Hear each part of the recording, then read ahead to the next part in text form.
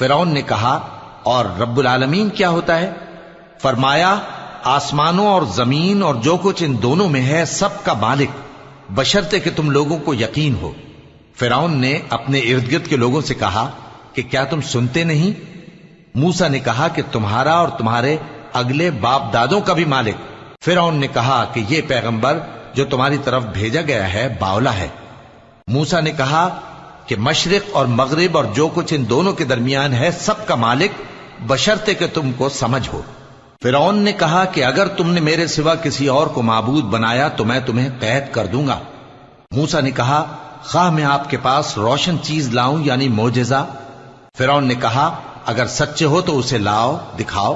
बस उन्होंने अपनी लाठी डाल दी तो वो उसी वक्त साफ अजदहा बन गई, और अपना हाथ जो निकाला तो उसी दम देखने वालों के लिए सफेद बुराक नजर आने लगा।